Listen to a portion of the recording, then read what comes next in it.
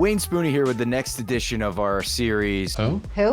Who? And I'm talking about a human paradox today. A man who would do anything for a bucket, but not to win. A meme before memes existed. A cool, stone cold baller who often got laughed out of the gym. I'm talking about Grits and Gravy, Ricky Buckets, and a third nickname we'll talk about later. That is Ricky Davis.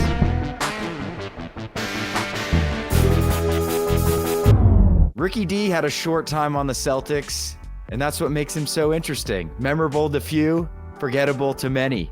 He started his career as a late first-round pick for Charlotte, where he averaged a whopping 4 points per game for 2 seasons, where he bopped over to Miami for a short pit stop. But Ricky really made his bones and his NBA career in Cleveland. Former Cincinnati Bearcat Kenny Satterfield turned it over, and Ricky Davis will bring some flavor to that. His first year with Cleveland, he got into double digits points per game, fairly efficient.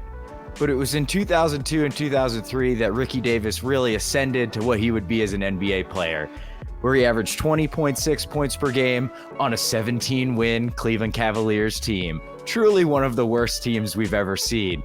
And what were the Cavs rewarded with that offseason? Some D-bag named LeBron. As the season went along in LeBron's rookie year, the Cavs became worried.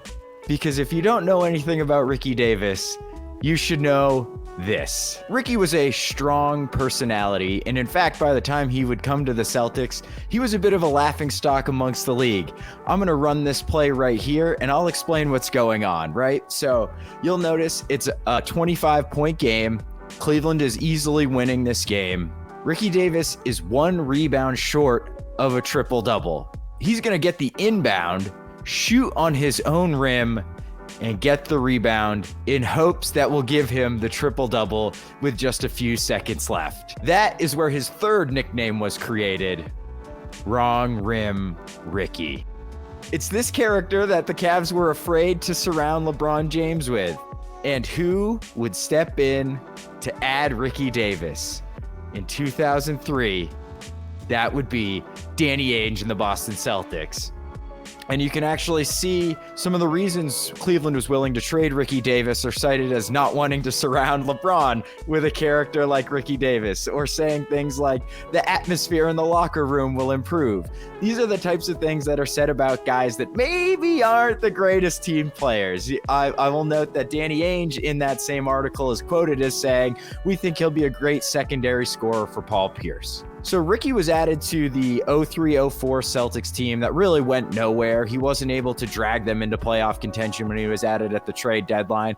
And really, for all intents and purposes, it was a pretty forgettable season that year.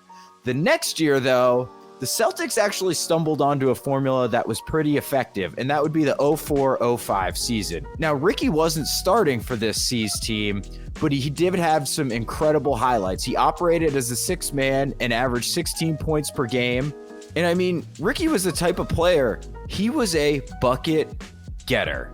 That's what that man did. He could score during a time in the league where scoring was difficult. In fact, in this season where he was the 6th man of the year on this 04-05 Celtics, his true shooting was about 55%, which is well above average for that time period and really about league average nowadays. So this 04-05 Celtics team is like the forgotten decent team in between the Twan Pierce peak, where they went to the Eastern Conference Finals, and of course the KG Pierce Ray Allen big three. They went 45-37. They lost in the first round to the Indiana Pacers, who were a juggernaut, but for some of their players being suspended, because this is also the season that the Malice in the Palace happened. Jermaine O'Neal, Reggie Miller, Meta World Peace, aka Ron Artest. It was a loaded Pacers team. They were without Artest, but O'Neal had come back by then.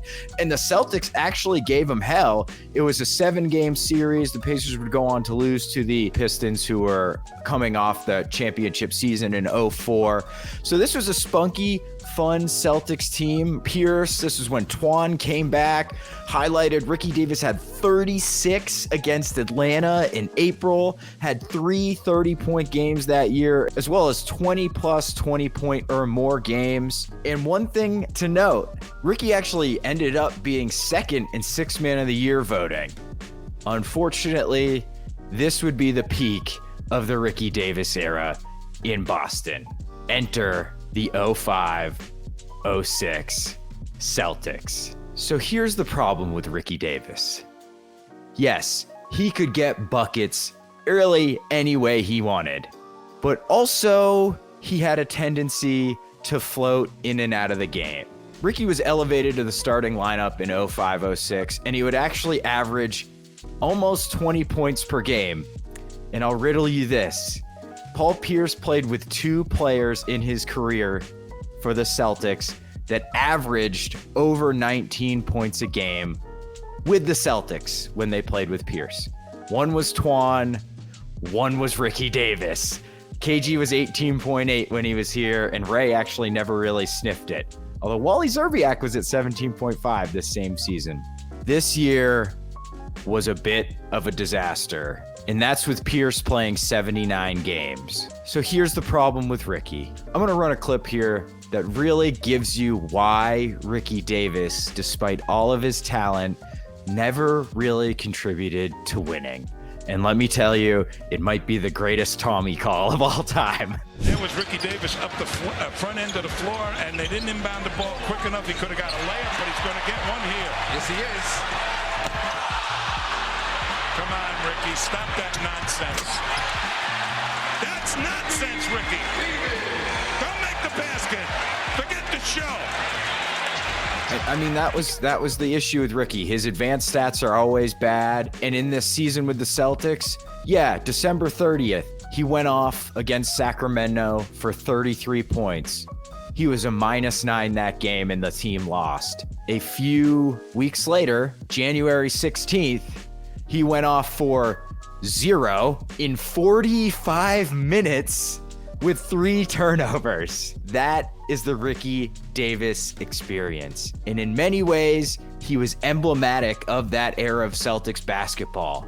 Stuck in the middle. Not good enough to compete, not bad enough to tank. And we all know what Danny Ainge feels about being stuck in the middle. So it was during this disastrous 05-06 season that Ainge engaged in a little foreplay to the KG trade with his buddy Kevin McHale. And he sent Ricky packing, along with a few other pieces, to Minnesota for a very important piece. That would be a first-round draft pick that eventually was included in the KG trade and could have been Steph Curry had David Kahn not taken Johnny Flynn instead. That ended the Ricky Davis era in Boston. Almost exactly 2 seasons worth of games, lots of incredible highlights, and lots of boneheaded mistakes. Ricky, you may be forgotten to time, but you will never be forgotten to me, especially since you decided to come back and play for the Red Claws for some reason about a decade later. You can't keep a baller off the court, even if it's in the G League. This is Spoonie, out.